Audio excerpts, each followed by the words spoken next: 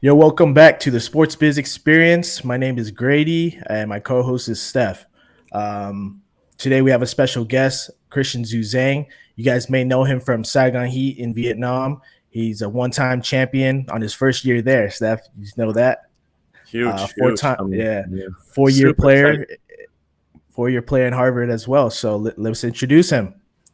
Let's do it. Let's go, CJ. What's up? Hey, CJ, what's up, How you man? guys doing, man? Good to see you, man. Good to see you, bro. Yeah, it's early AM in Vietnam. We got our cafe sedad here. Oh my goodness. If there's one thing I miss about that place, man, that cafe ciudad. Oh, that's It's it's different. hard to replicate. You can't get it. You can't get it anywhere else the same way. So That's right. That's take a right. sip for me. Maybe How there's you? some of How you are you? guys out How there. are you, bro? How's it going? I'm great, man. I'm great. I can't complain. We just moved into a new spot with two of my best friends. So it's been a little hustle and bustle the last 2 weeks, but it's good. It's good. Christmas is coming up. Probably my Yeah, favorite time of year. So Um, it's been good. It's been good. So good to see your faces. More importantly, it's been since probably April ish. Yeah, it's been When a I yeah. saw long you guys while. last. Yeah. I Yeah. still remember. I still remember. We all were watching your brother making a huge Hmm. leap that year with the Hmm. UCLA, and for what he became today. I mean, we're gonna talk about it later, but I remember us sitting there being all nervous, excited for Uh him, and huh. then next thing you know, is like, hey, CJ coming into our gym and saying, hey, I gotta go see my brother in the Final Four. So Uh I huh. mean, I'm happy for Yeah. you, but we miss you out here, bro. Like I think the whole basketball Appreciate it. community out here misses you. Yeah, Appreciate it. No, I miss you guys too, and just obviously being in your gym and watching the kids just get better day by day and week by week. It's something that is really really cool and a footprint that you're continually leaving on those kids and the legacy of basketball in Vietnam. So I'm watching from afar. So if you guys ever need me to come in and just say something via FaceTime on the days yeah, when they don't yeah, want to yeah, go yeah, hard, just let me yeah. know. Yeah. Just let me know. I'm still For around. sure. We gotta Still talk about that a lot more in this episode. We gotta talk about that a lot more. Yeah, bro. Yeah, let's go, Grady. Let's shoot it. Yeah. So later on in the stream, we're gonna have some questions for you. There's some guys that want to pick your brain a little bit, and maybe you can kind of give them your insight, and they just want to learn. So these guys, in Vietnam, as you know, the young guys, they just want to pick up information from you and learn. uh So, Perfect. No, I'm down to shoot whatever. man, he's advertising LG. Got to turn off the TV. Blurt it out. And I NIL deal. Hey, that's sports biz experience, guys. We're here There you to go. we're here to talk Right. money. Where the money at? Yeah. Nah, just kidding, guys. Yeah, so let's just dive in. I mean, what have you been up to these days? I mean, I know you've been you left Vietnam early in the year. So what have you been up to, man? So I was still when I had left and come back for obviously the Final Four game. I was still working venture capital out in Vietnam. Probably through the summer. I think it stopped around August slash September ish, give or take. Um, had a really really cool opportunity to go up to Seattle. I was working with Russell Wilson and Sierra on some Wow. business stuff and Oh, that's awesome. um, Yeah. really great. Yeah, I literally just got back The a NFL week or 2 superstar. NFL superstar Russell That Wilson. is correct. Wow, That is that's correct. that's huge. That is correct. So spent time with them, and it was great. Um, on a similar front of obviously kind of building businesses and injecting capital into startups, and based around that early stage venture type of thing. Um, and now I'm back, and the person where I'm most likely finalizing something with right now, I can't name, but I'm in between a decision in that and Apple. So just really cool Wow. things that have been happening since I've been back, and obviously it's fun to say that I got my first step in that direction in Vietnam, right? And so that's something that I obviously always want to make sure is known and publicized for the kids out there. Obviously, trailblazing paths on and off the court, both can be done. So Yeah, I think you're the difference between like when we just started this podcast. I think you were one of the first names that came up because me personally know you since back then. You didn't come in as a regular basketball hooper. You just came here to mhm. to hoop. Like I think from my own experience with you is that there's a lot in sports business that we can all discuss about and learn from. And knowing from your background of 4 years in Harvard, could you tell us a little bit more about that decision going into that and so? Oh yeah, for sure. I think I've been lucky just to grow up around a lot of people that, kind of shaped my perspective and mind to think that way, where it isn't just about basketball or about hoop, like you said. Um, and instead of using, letting the game use you, how do you use the game, right? Like, what is your point B, point C, and how do you get there, right? Leveraging the basketball to kind of get there. So when I went to Harvard, I kind of got lucky. I had the best of both worlds. It wasn't just obviously it is the best school in the world, but on top of that, our recruiting class was top 10 in the country, behind the UCLA's and et cetera. So, I kind of got fortunate enough to get this dual experience. And it was great. It was a transformative experience in all ways that, I can describe. If I go really too deep in the question, we'll be here all night. So I'll just leave it at that. But Yeah. besides the fact that it was freezing in Boston, I think there's no complaints. It was transformative. And when we talk about the experiences with a Russell Wilson in Seattle, Henry Wynn in Vietnam, right? That all spurs out of the decision to go to Harvard. And even the person I'm thinking about working for now, right? Yeah. Both actually.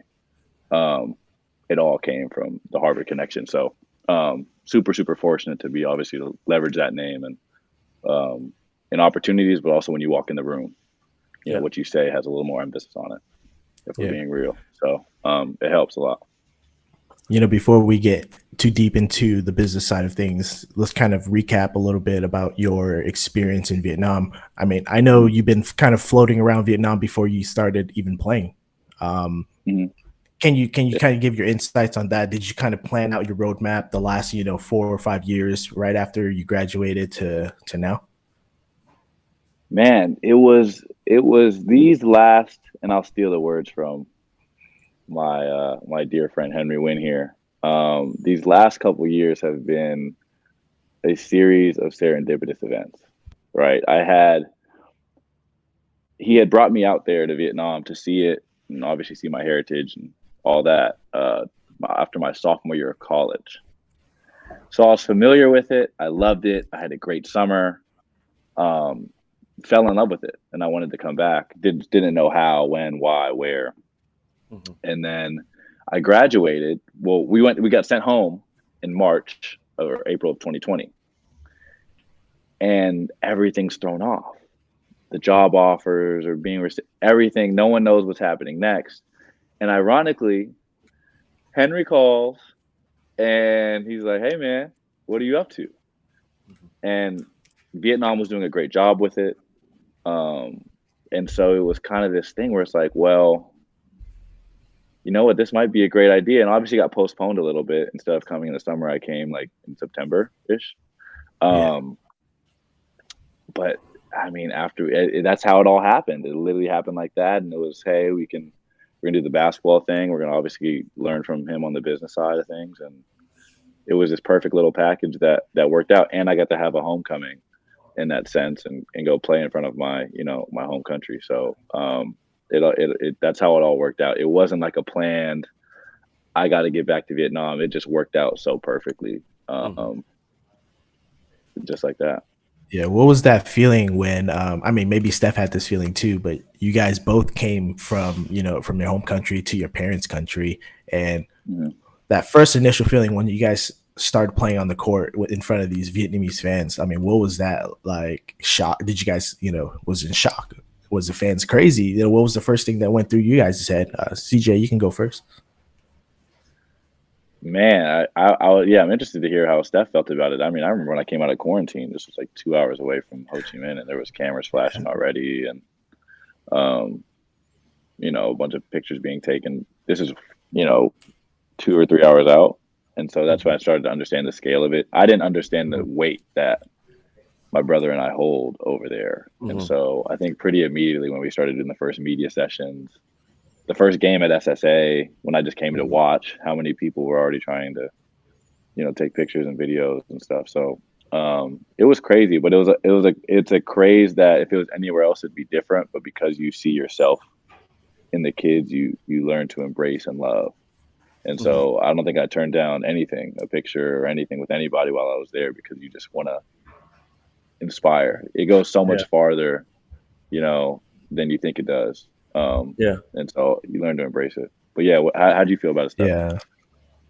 I mean, for me, I think it was a little bit different because back then basketball wasn't as big as it is now in Vietnam. I mean, we're still in the stage of grassroots, I would say, for the whole like everything from amateur all the way up to professional. It's still relatively new to the people, but I feel like the difference between me and you, Christian, was probably because we didn't have any lockdowns or anything, and it was no restrictions on anything. So our first game was basically in front of thousands of people right away. We had a packed arena, CIS, and that was we had all of the Crazy. stuff that you guys had. So like I think I can relate a lot Yeah. to how you felt, but also I think you had way more higher expectations. You had we all knew who you was when you came in. Like we were so excited. I remember even from the players that we had that I trained, we're all like, when you were walking in, they were like, wow, that's the Christian Juzang, and they all said Juzang, Juzang, Juzang. And funny thing is that I was telling about them. There's this new guy. Is really exciting. I don't know. I mean, we've been watching you. I remember I told you this before, but shout out to Coach David Singleton back in my second year with Saigon Heat. We Yeah, were Coach watching Sam. your now I say something that I shouldn't be saying, but Under Armour circuit.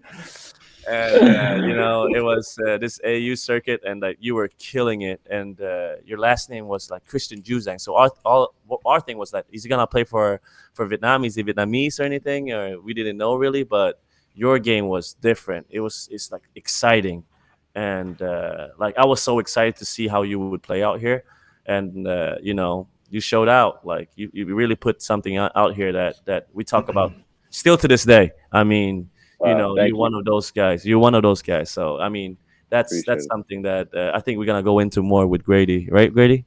Yeah. Yeah. Two Before we things. get I gotta jump in. Sure. With two things.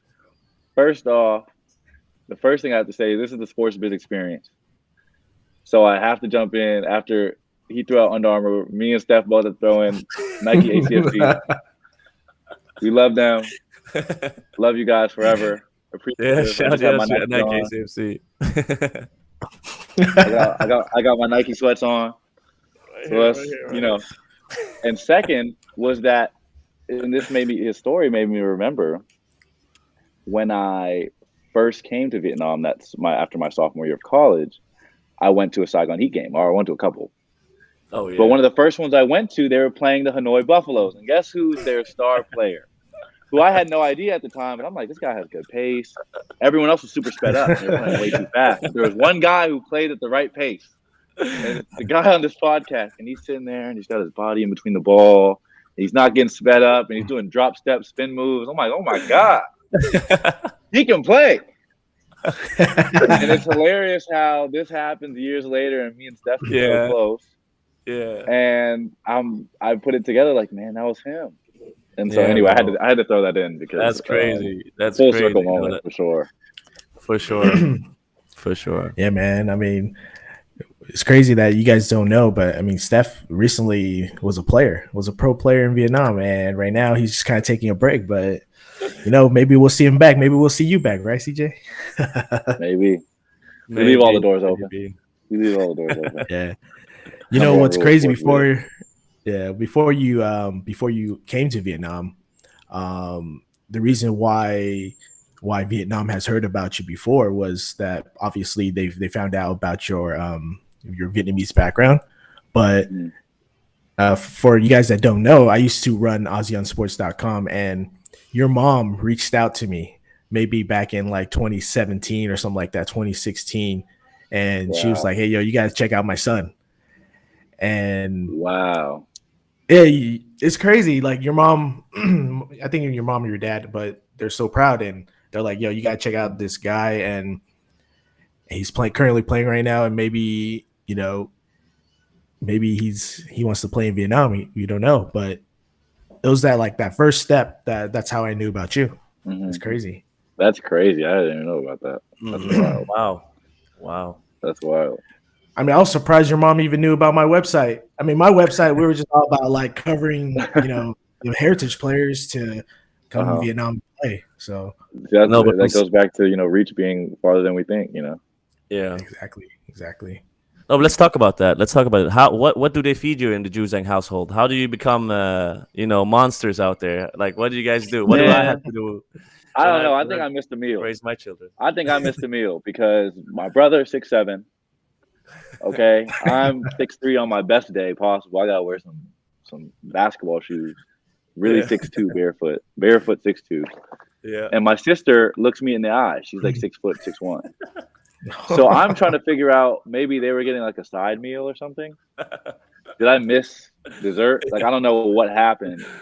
Yeah. But no, man, they've always put us in the best positions to succeed. They've from eating the right things to helping us with our homework. Like, really, really fortunate to have the parents that I've had. And so, shout out to them. I'm sure they'll watch this at some point, but really, really fortunate in that regard for sure. We definitely had a leg up in that sense, because not everyone's that blessed to get a situation like that. I know we're not here to talk about Chris Dierker, but his mom and dad, they support him a lot playing in Vietnam as well. I mean, it just shows that the parents, they may support you to play out here in Vietnam.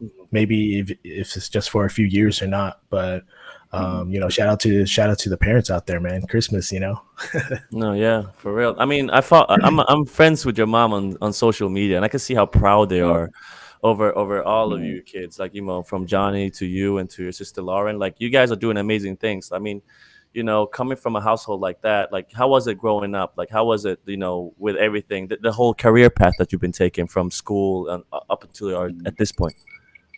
Right. Oh no, it's been, so my mom works at Morgan Stanley, so she's a financial advisor. She's in wealth management, and my dad's been a successful entrepreneur since the beginning of time.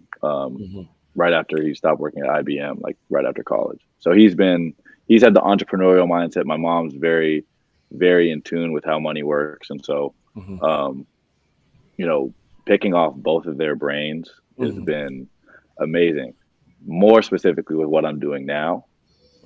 So when it came to even my first startup that I had in college, right, that I ran for 2 years, like when it came to how to navigate lawyers and accountants, right, and all that type of stuff that you don't learn in school, I've had that as a resource. And the basketball side, they've obviously been very supportive, getting us where we need to go, etc. But I can't necessarily ask them how to run a pick and roll. But now, as I move into this second chapter of my life, right, if this is book number 2, you'd say, in life, like, I get to pick on them more and more and more and more. And this is where I'm really seeing, like, wow, things that you don't fathom when you're growing up. These types of skill sets and little tricks and ways to invest. And so we've had the discussions are a little bit different now. They're really, really cool. And so I'm kind of starting all over again. It's almost like I have to learn how to handle a basketball, right? I'm in the first 2 years of my new career, quote unquote. And so they've been they're like the new trainers in that regard, where I can always go back to them and ask them questions. So it's nice. That's amazing. So do they do a pretty good job of kind of separating, that you're their kid to maybe somebody that they're kind of mentoring? Have they separated that, that feeling? Yeah, for sure. Like they answer the questions that I ask more so than, like, more times than not, than them like extending advice that's not really like warranted or asked for. So usually more times than not, we're just talking about basketball or the UCLA game or like just life. But obviously if I have any questions, they drop whatever they're doing and show me the ropes with it. So we've had a pretty good balance with that. For you who don't know Christian on a personal level, I think I can say this pretty confidently. Like, I think when I finally got to know Christian, the first thing I would think about him would be super polite, like very well spoken, very caring, and you have this swagger on court that he looks like you're a freaking like, you know, asshole. You know, I say it. You know, you look like you're like the worst guy ever. But then when you meet you outside of the court, I got so stunned because I'm like, damn, this guy is so different. And I think that's why we got close, because I feel like, you know, it's not anything I've seen before. So, you know, like you coming into this was really refreshing, because like, you know, we have a certain way of being as a basketball player, cool, you know, this and that, but like you have that switch, and I really think that's something that will take you far. I'm really excited for your journey. Like, you know, it's super cool, like how you balance that out, and you know, that's why I'm super excited for you, man. Yeah, crazy. I hope whoever's listening understands that. I will say it does come with age, right? Like when you're in high school, you that 94/50 boundary gets blurred a little bit, and so you want to be that super cool guy off the court. But when you realize and you grow up and you're around more and more successful people in life, you realize that boundary, it's like if you watch someone on a football field or a basketball field, you have to believe you're the best. Yeah. You have to have that level of confidence and almost arrogance to succeed. But when you step off and you get into the business side of it, which is the other 20 hours of the day, you need to be open-minded. You need to be respectful. We all should be respectful, but you need to be open-minded and listening more so than speaking, so that way you can soak everything up. And if you get into that mode of, I'm that guy, opportunities will jump right past you. And you'll miss so many things that come across because you're so focused on yourself and you still think you're the man of the arena when you're not. And so I think when I've been around a lot of successful people in my life, and I think that's one of the biggest qualities that it is they're listening and they're soaking it up, and it's not even about them. You wouldn't think that they're the person in the room. Now, obviously, when they go into the boardroom, it's a different type of energy, right? They click it on, but then they click it off. They're not holding that, like the ego just releases. So that's a great advice. Yeah. So when it comes around that, and obviously being a good person is just something that you should be on and off, but definitely something that I've noticed through years. Do you bring that kind of arrogance to the board meetings when you attend to them? I mean, like you said, you separate your personal life to the business side. Do you take your arrogance to the meetings and when you're doing negotiations? I wouldn't say I bring arrogance. Maybe I used the wrong word. I don't bring arrogance to anything. I brought a little bit of arrogance to basketball because I've been doing it for 20 years. I started dribbling a basketball at 3. So when I play, it's almost like I've earned the rite of passage to be arrogant in the confidence that I take when I shoot a shot. Yeah. Right.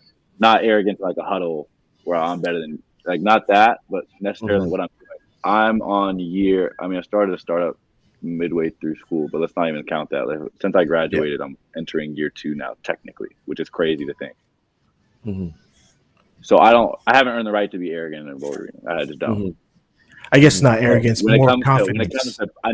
When it comes to pitching, and when it comes to if I'm selling something or if I'm explaining something, damn right, I'm doing it like I've done it for 20 years, and so I come with that same confidence, and I come with that same moxie that I've had on the court for 20 years. But no, like, maybe I should have switched the word, but no, but that same, exactly. I think I know what you mean. I learned that the hard way. I can say that straight up because, like, I burned a lot of bridges doing that. I think CJ coming in after, college and everything and having that, I think the difference between you and me that I never saw it that way, the networking part and, like, when you go to these dinners and meet all these people that could help you later on in the future. I still was that arrogant guy. And that's something I learned, but I learned it the hard way now to where now I have to build it up again. So, like, what Christian said here is something very valuable for tons of basketball young hoopers that are talented. I mean, there's so many opportunities that, that we talked about in the last episode. The networking part is crucial in this game, especially if you play out in Asia.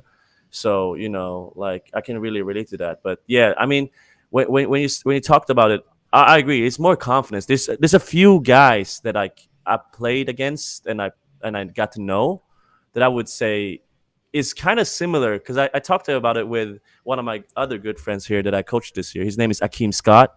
And I said, the first thing I said was, when he trained in my gym, I said, man, I mean, if you would train with CJ, you would love it, because you guys got the same energy. It's just like you guys are dogging each other out. But as soon as you guys leave the lines, oh, yeah, what's up? How are you? How's it going? How's family? Mm-hmm. I mean, I love that. Like, that's so different from what it is out here right now. I don't really see it often. I've been here for 6 years in Asia. But seeing that from you, like firsthand here, coming in dressed up in a suit, take that off quick, put on a basketball hoop, and that swagger comes on, and then just kill mode right away. It's something that I still tell every day. Like that type of stuff, when you actually show it, it teaches the kids more than actually telling them, right? So when they see it themselves, like, Yeah. oh shit, I'm so scared of CJ and everything, but Mm-hmm. he's so nice to me right after out after. It's just like that part there. I feel like it's something missing out here. Yeah, no, I've seen it. And it almost works both ways, which is obviously what I was trying to tell the kids back at Next Level. Like, you got to be able to turn it on first. Yeah. Like, you guys are worried about turning it off. I need you guys to turn it on first. You guys are looking at me like I'm Kobe Bryant or something. Like, I need you guys to go at me. Yeah. Like, you shouldn't care who's in front of you. Yeah. And then we'll work on turning it off after, because it's obviously you can do it. But they're trying to, I think almost turning it on. We got to get the Vietnamese kids to turn it on. Yeah.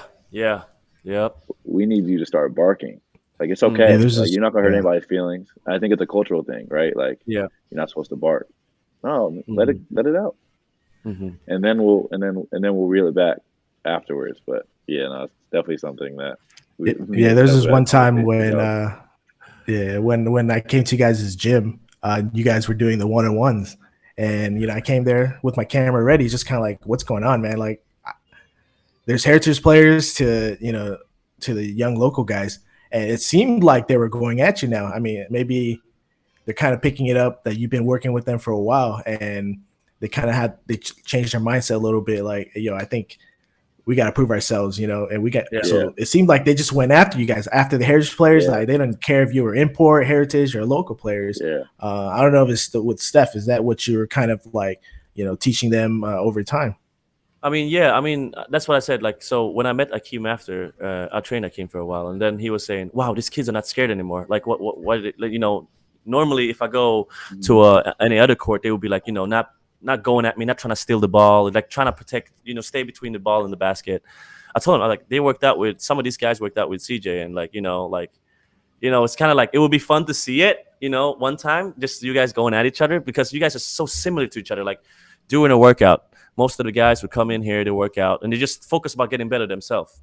The thing I love about CJ is that he comes in here, and when he sees the guy behind him, like, it could be a 15-year-old kid, he will be like, hey, you know what? Hey, look at this. This is how I do it, and it works for me. I don't know if it's gonna work for you, but this is my tips. Like, if you can do this, it might help you as well.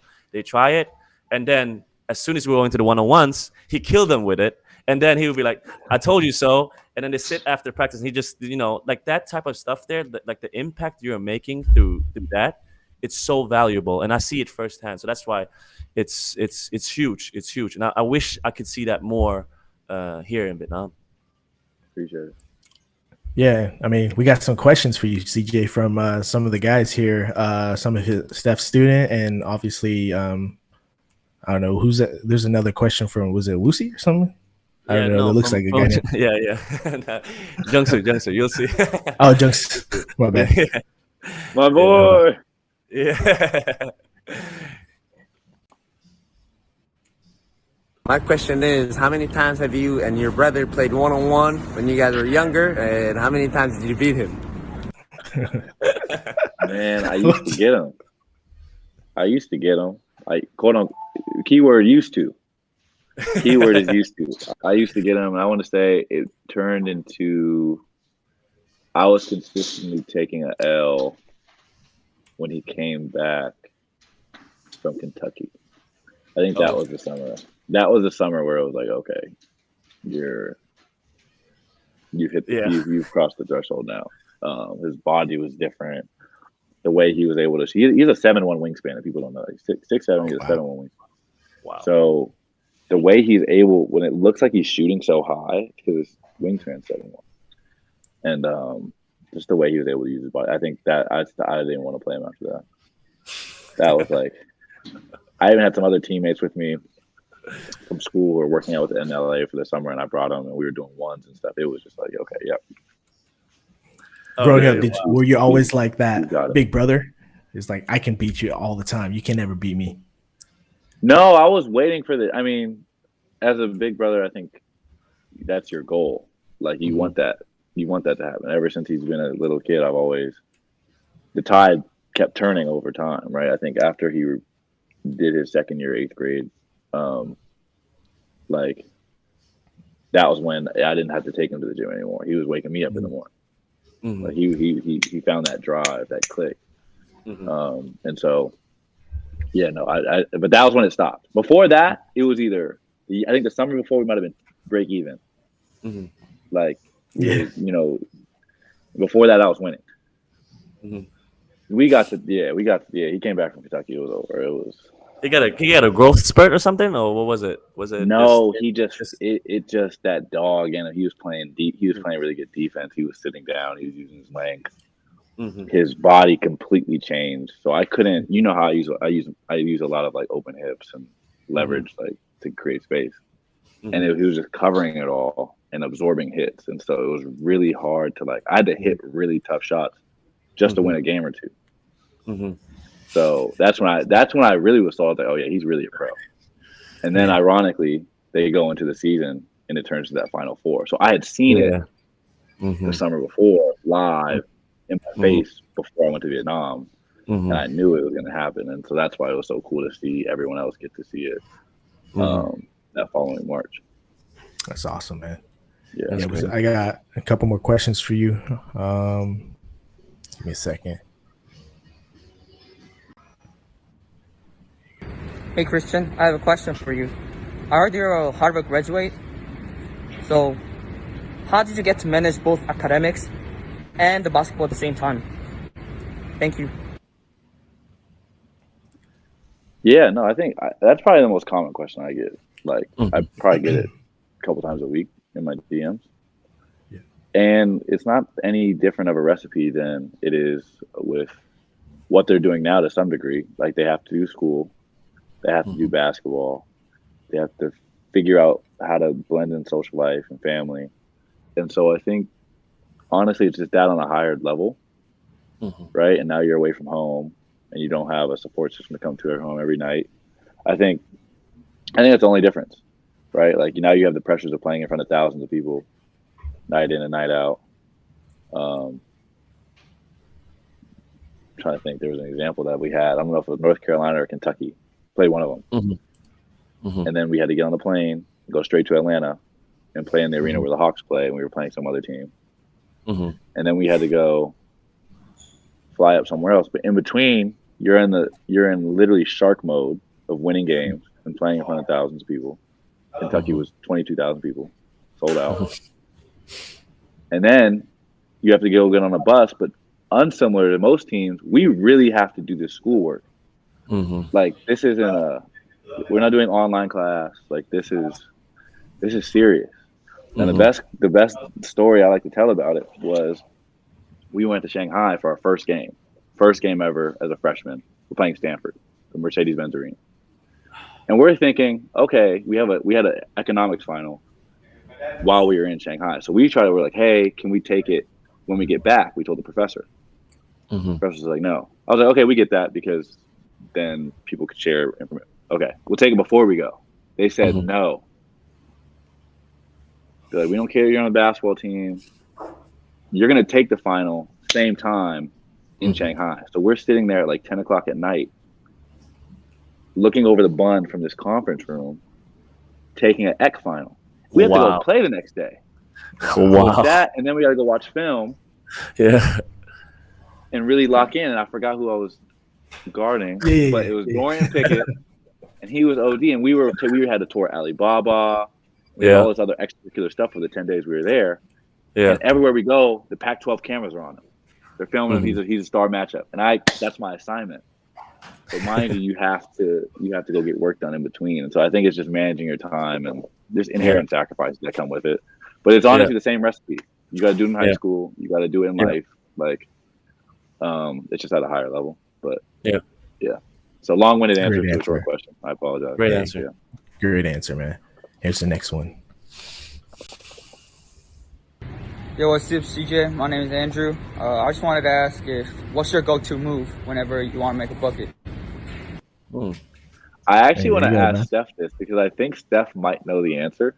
I just want to see if it's been a while. I haven't been in the gym in his gym. I mean, to be honest, he's a Swiss knife. Like, he gets to his spot so many different ways. But one thing that we call the juicy still to this day is when he pulls it through his leg without bouncing it and then dribbles it, because it kind of like stuns you.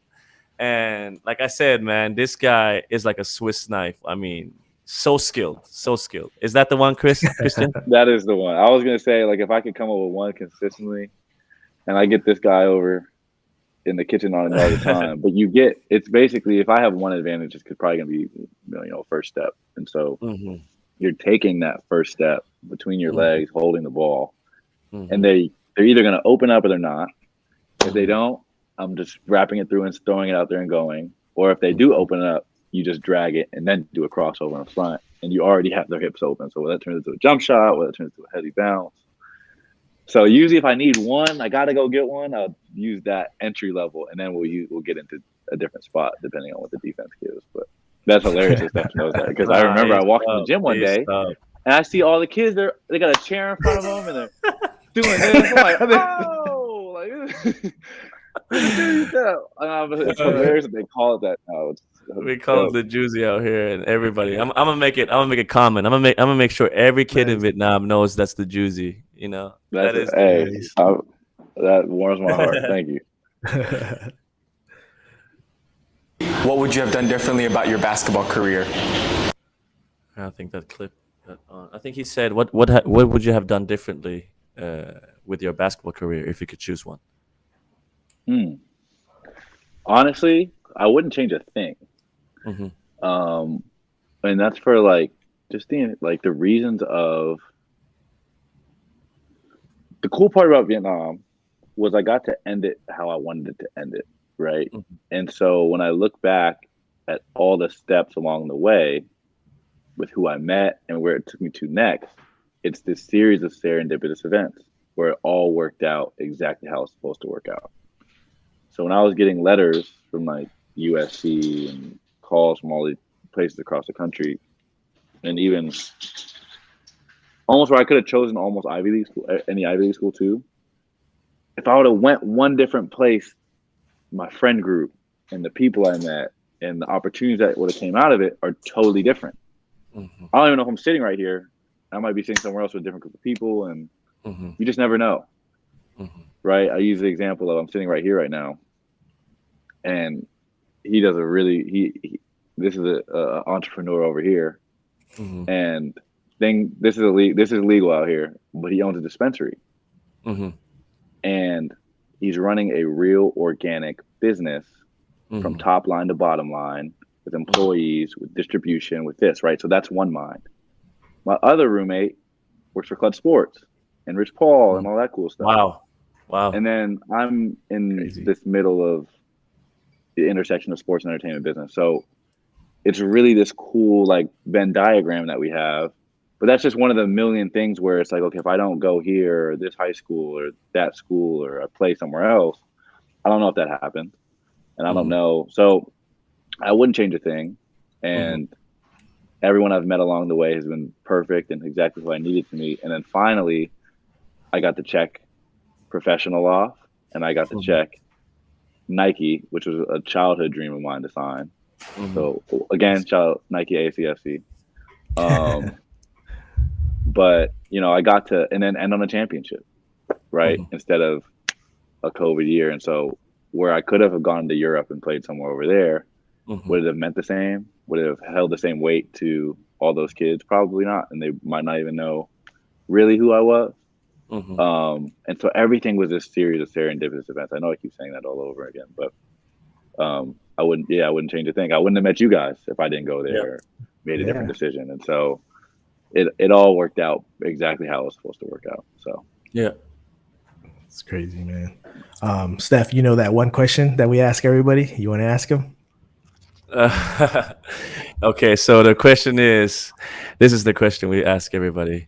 Can you make a living playing professionally in Southeast Asia? You don't have to get into the exact figure or anything. It's just, it can be opportunities, can be contracts. It's just in your experience, can you make a living out here? depending on where you live, I'll give you the transparent answer here. Mm-hmm. If I wanted to live here for the rest of the year and go play there as an athlete, no, Mm-hmm. you can't. Now there are some countries where you can. Mm-hmm.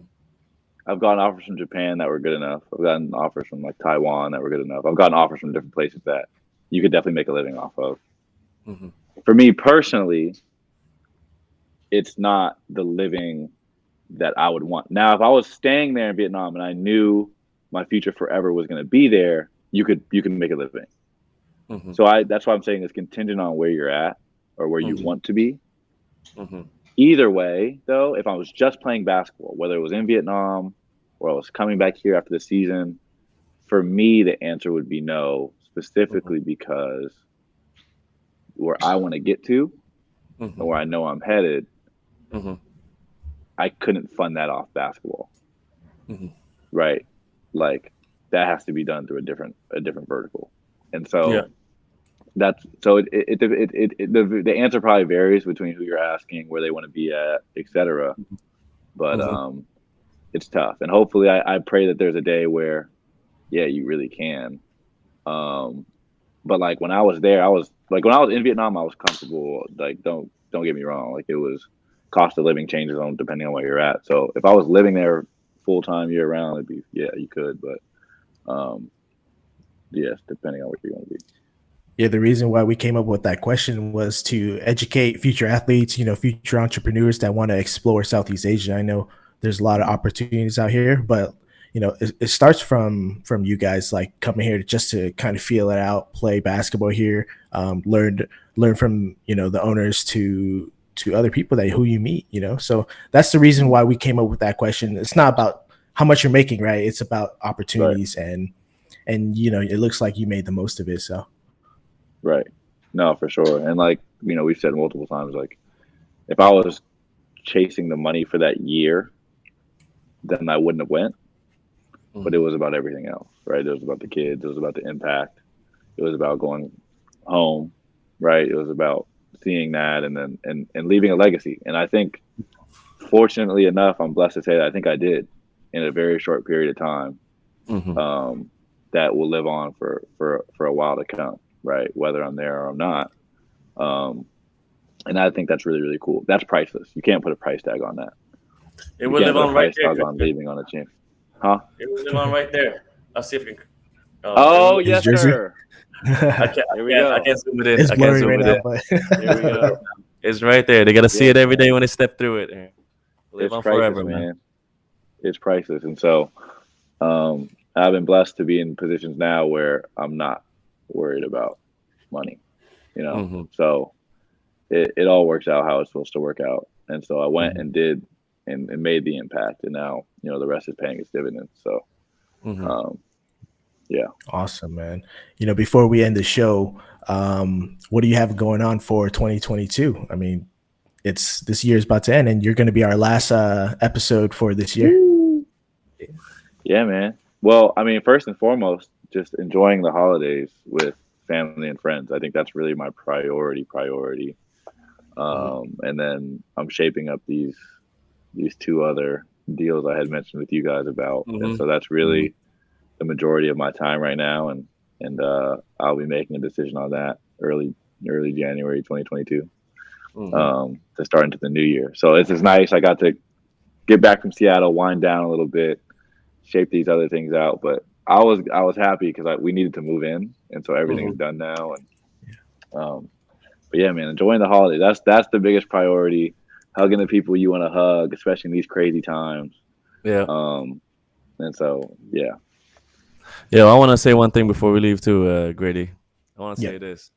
You know, the whole we supporting you. We be talking about you, and we love you from personal and everything, business and everything, and from community standpoint, you've done a lot.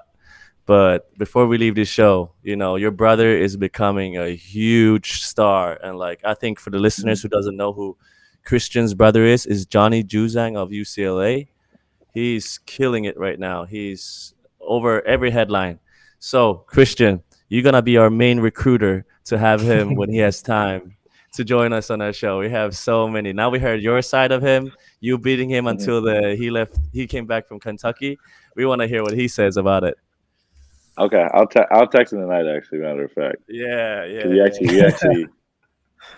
he actually just texted me like during this, so I will. Oh, nice. I'll run it by him. If Yeah. we can get him on here, that'd be big for the culture. We would That'd be love to sick. have you and him on the same one, and Mhm. then because I feel like I said throughout this show, I feel like this episode is very special because I know you as a person, like since the short time we had together, but also like I see how the kids are looking at you. Like I see how that is like giving an impact. I see the footsteps you left behind and the path that you've been taking. It's something would say it would be the Vietnamese dream. I would say that, winning a championship, coming back here, doing everything the right way, being an awesome person, and that's the staple for a basketball player that I would say right now. You're doing the things right, and from me, from us at Next Level, from Sports Business, huge fans of you, Christian, and Johnny too, big time. Really Yeah. appreciate you having us. Of course, appreciate you having me on here, you guys. You guys are doing it. I love the episodes. I'm gonna keep being, a fan and a listener to this thing, and Thank you, I'm man. so Thank excited to you. where you guys take it. This is dope. Love it, bro. Yeah, we appreciate you, man. We appreciate you for coming on the show. So thank you guys for watching the show. Follow us on Sports Biz Experience. Follow CJ on Instagram. You could get a lot of information from there. All right, CJ, thank you for sharing your insights on the Sports Biz Experience. For you guys that are following us, follow us on Instagram, Sports Biz Experience. Follow CJ on his Instagram. What's your Instagram? At Juzang. At Juzang. There you go, guys. Yeah. So, follow our journey, follow his journey, follow his brother's journey. We're going to catch him here soon, hopefully. We're going to end the new year. We're going to end the Christmas and the new year right with CJ. Thank you, man. Thank you. Always. Thank you guys for having me. My pleasure, man. Thank you, bro. Appreciate it big time. Always.